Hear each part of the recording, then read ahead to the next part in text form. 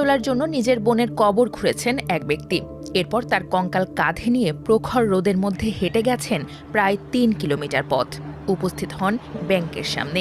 উদ্দেশ্য মৃত বোনের ব্যাংক অ্যাকাউন্টে থাকা মাত্র ২০,০০০ রুপি তোলা।